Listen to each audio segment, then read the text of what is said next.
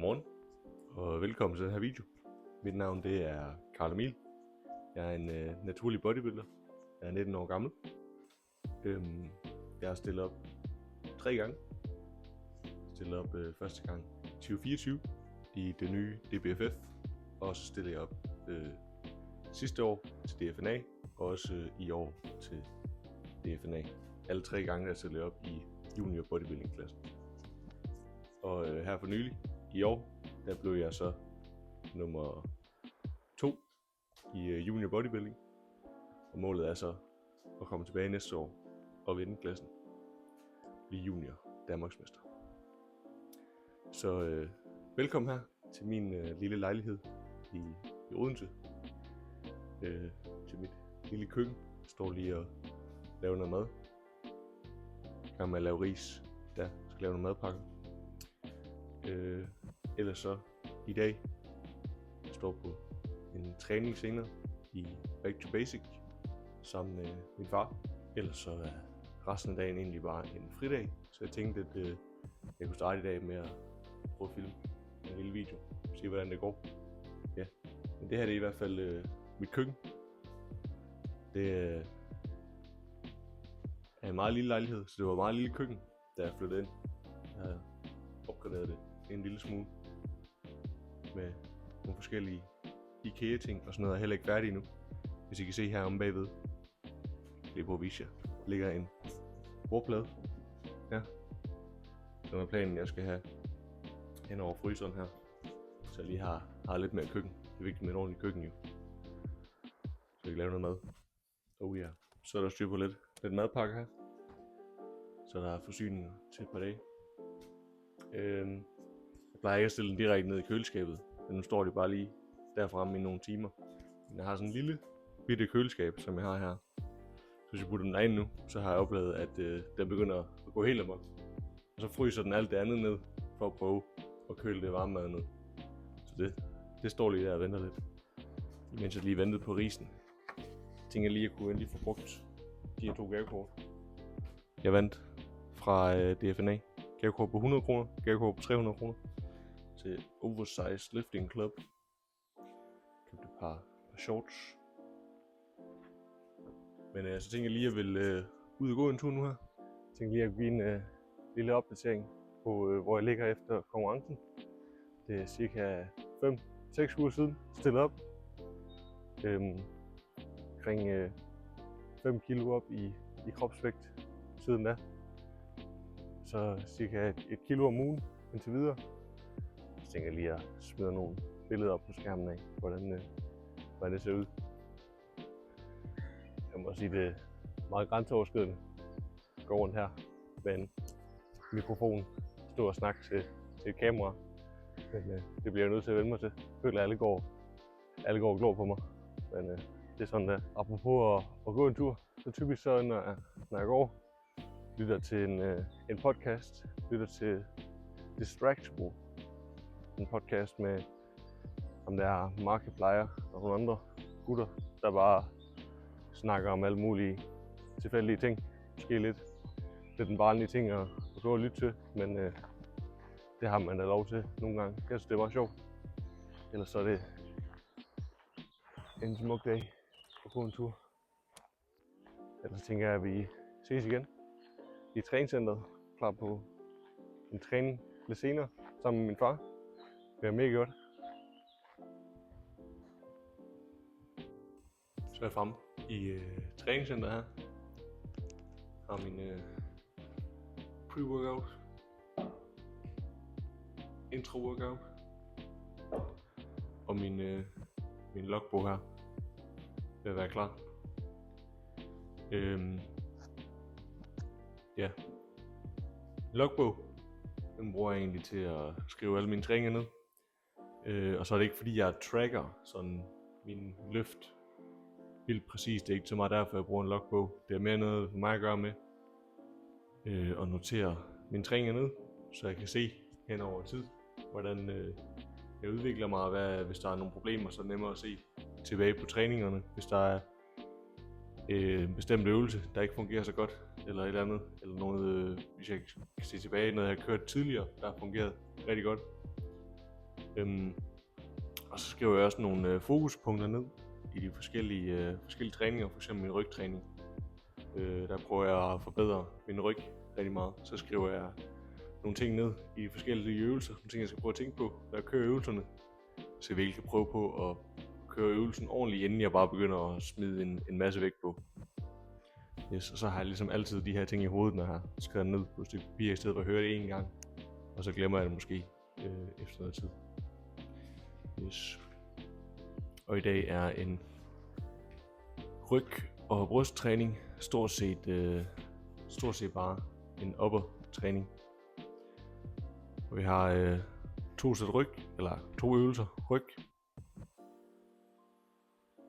2 øvelser bryst, og så en øvelse af sideskulder, og så også et supersæt på arm. Så stort set bare overkropstræning. Yes. Starter med en dumbbell, pull-over maskine. Plejer egentlig at køre one-arm pull-down i det her program. Men nu kører vi den her i stedet for. Vi er også 2 personer, så behøver vi ikke køre en arm. Det tager lidt lang tid.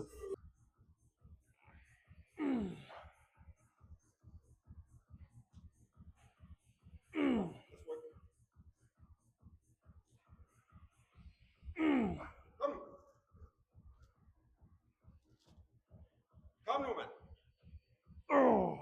Og spil. Kom. Yep. Nemlig. Kom on. Kom nu. Let's go.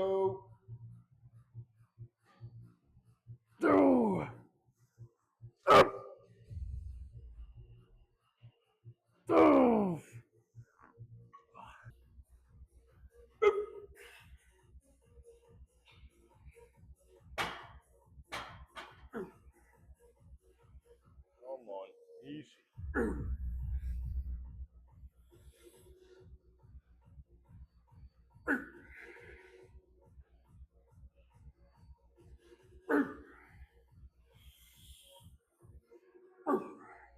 Hold igen i bunden, come on. Yes.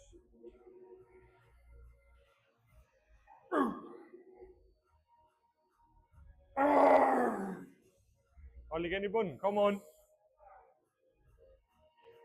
Come on, man. Hold igen.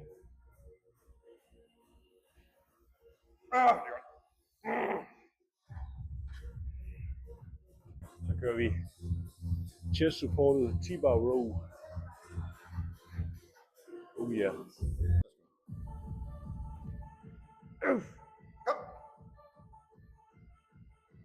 Kom nu.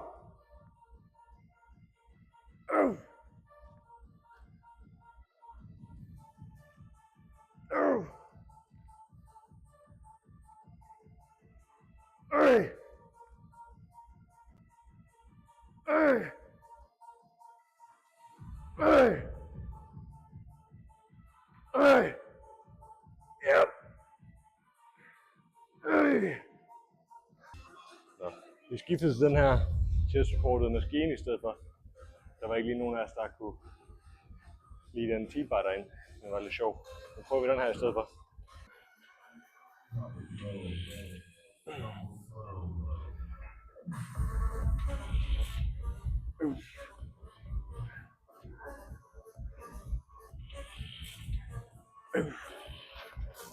Den er også så sjov, den her, men vi prøver alligevel. Yep, come on. Yep. Ooh. Kom nu. Yep. Ooh. Up. Hey. Let's go. Come on. Yep. Hey. Up. Hey. Up. Ja, tak. Hey. Fortsæt. Up. Hey. Yep. Hey. Yep. Up. Come on. Up. Der er en mere. En mere. Kom nu! Kom nu! Træk!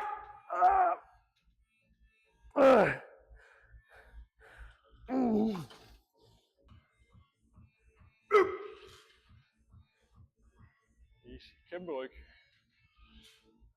Yes.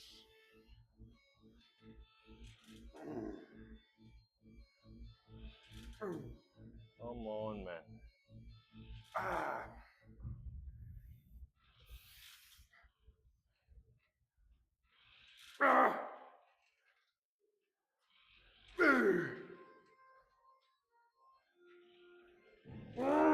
Come on. Træk igennem, come on. Træk den. Der er 2 mere her. Træk igennem, come on.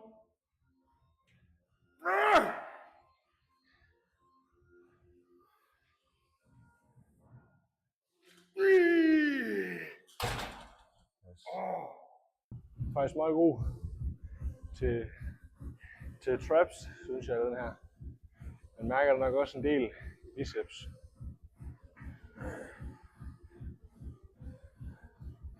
Men ellers rimelig solid maskine. Får trukket godt sammen i øvre del af ryggen. Og den tager måske også lidt bagskuldrene ud af det i forhold til en T-bar row. Og sidst sæt. Yes. Håber at vi kan ende med at sidde ligesom flex wheeler her. Kom on, man. Yes, kom nu. Yes. Kom on. Kom nu.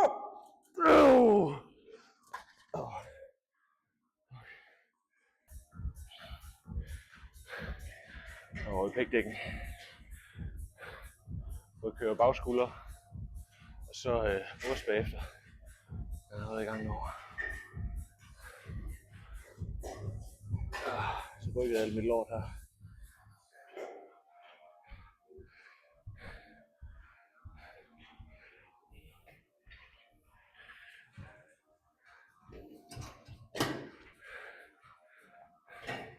Kan jeg lige se, hvor I kan stå henne.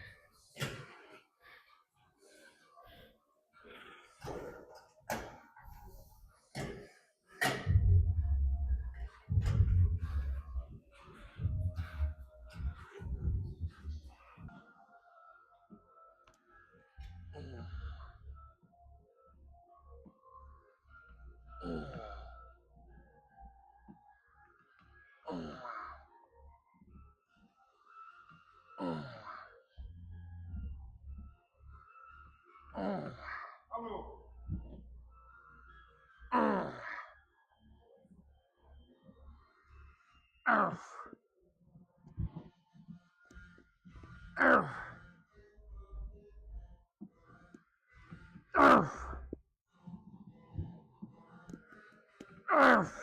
Come on. Det er saltet kicks. Kom nu. Kom nu, mand. Her. Kom.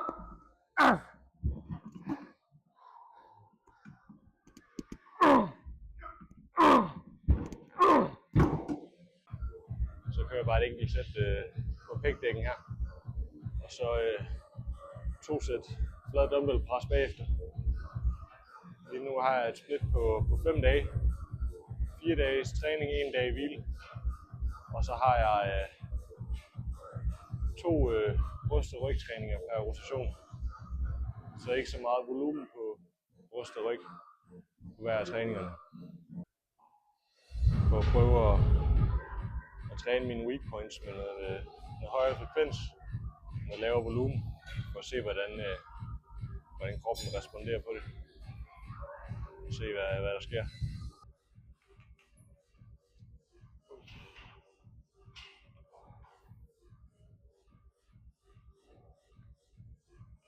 Kom nu, mand. Har masser af god bevægelse. Kom.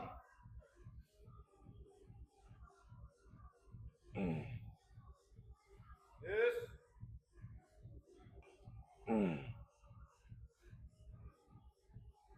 Tryk. Bryst dig op. Tryk. Kom. Hold spændt. Hold spændt. Ikke slip. Tryk. Kom nu.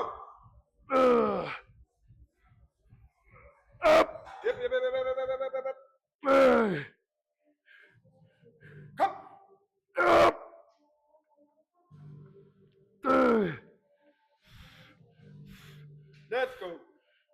Kom. Jeg har den vej tilbage. Kom.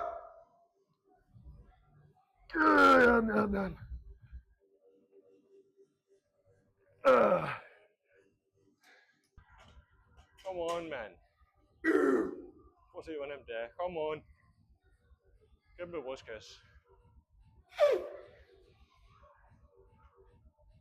Det er jo ingenting. Come on, man.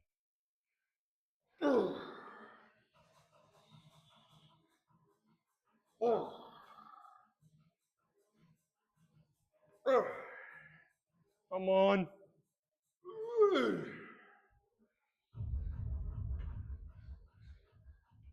Kom nu. Kom nu.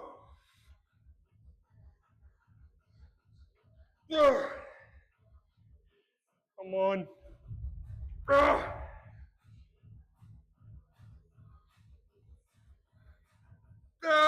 Slut. En mere. Come on. Træk den. Bliv ved.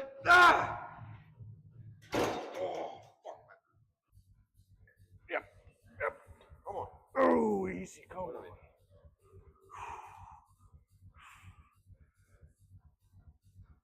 Kom nu, mand. Flot. Virkelig. Tryk. Kom nu.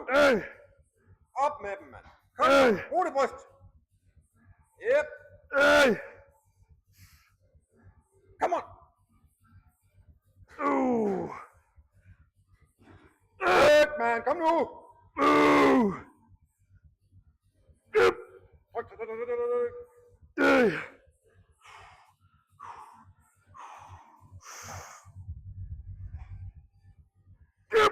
Kom, kom, kom, kom, kom, kom. En mere. Kom on.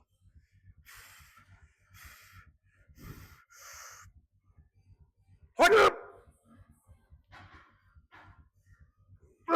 Ja, den. Shit.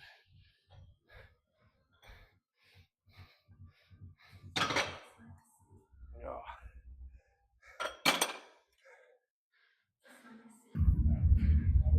Det er sideskulder med noget dropsæt. Så må vi køre. Og så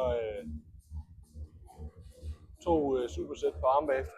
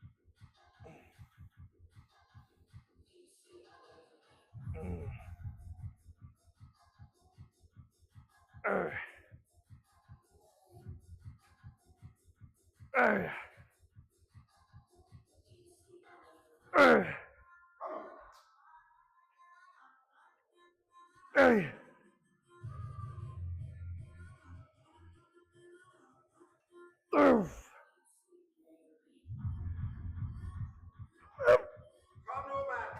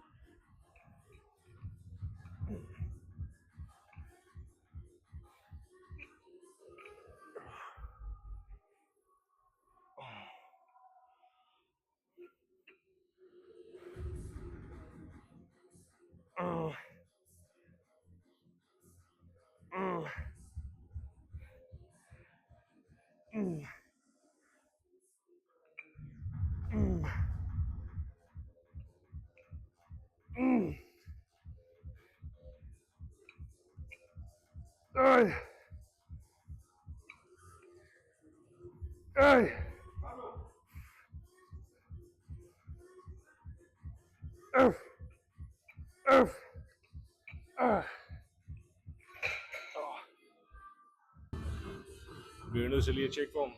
Og jeg tror, at mikrofonen her den er helt død nu. Den holder kun lige et par sekunder i gang.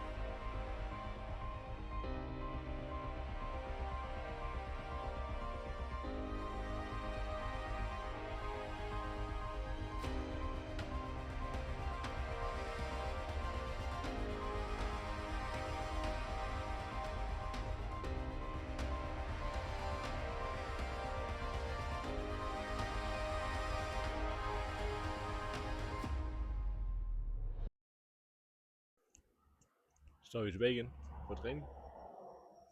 Jeg er lige her hjemme hos min far. Han sidder derovre. Skal hjælpe med at klippe noget hæk. Lave noget havearbejde. Sådan lidt. Så jeg står resten af dagen på. Alright. Så skal jeg i krig med den hæk her. Som I kan se, så har jeg jo selvfølgelig allerede lige fået en lille introduktion af min far. Så kører jeg bare, se hvordan det går.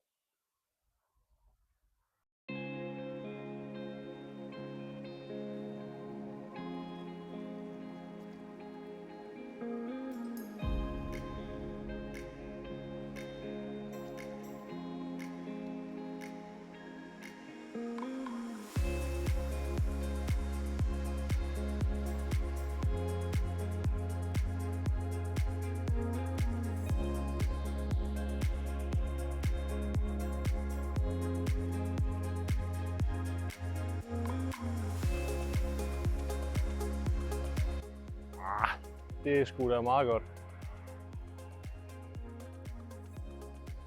Det kan jeg sagtens, det ski her.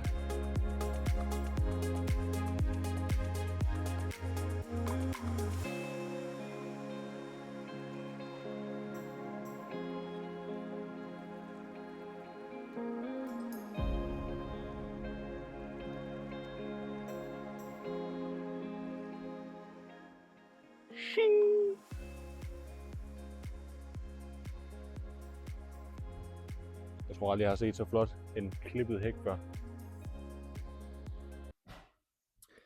Nå, det begyndte at regne rimelig meget, så vi trukket indenfor igen. Men noget lige at blive færdig med hækken, og lige få kredet det værste sammen. Prøv lige at se der, en skarp hæk. Oh yeah. Smukt. Nå, så er jeg hjemme igen. Det var ikke særlig meget havearbejde, vi nåede at få lavet. Jeg nåede kun at få klippet den hæk der. Så begyndte det egentlig bare at pisse ned. Så vi gav op og igen tog bad. Og så kørte jeg hjem igen. Ja. Men nu er jeg tilbage her igen. Så er vejret selvfølgelig smukt. Og dejligt. Men det må vi gøre færdigt en anden dag. Yes. Men ellers så er egentlig den her video egentlig færdig. Så tak fordi I vil se med. Så må jeg se om der er overhovedet nogen der kommer til at se det her. Jeg skal også redigere det her bagefter. Det glæder jeg mig ikke til. Jeg kan se at jeg allerede har filmet over 1,5 times video. Ja. Og skal jeg prøve at redigere i det og klippe og finde ud af hvad jeg kan bruge sådan noget. Og det bliver spændende, ja. Jeg downloadede DaVinci Resolve til min computer. Så må jeg se om jeg kan finde ud af det. Men ja. Tak fordi I ser med. I må meget gerne skrive ned i kommentarerne, hvad I synes om videoen. Synes det var røvsygt. Og jeg aldrig nogensinde har tænkt, at jeg har set en video, jeg laver igen. Hvis jeg overhovedet laver en video igen. Eller nogle forslag til, hvad jeg kunne filme. Og sådan noget. Det er sådan lidt svært at vide, hvad gider folk på hovedet at se. Så nu prøvede jeg at filme sådan lidt forskellige dage. Mig der snakker lidt om noget træning. Og havearbejde, det bliver det måske meget sjovt. Det blev smukt den der hæk i hvert fald. Men ja, det var det. Så hej hej.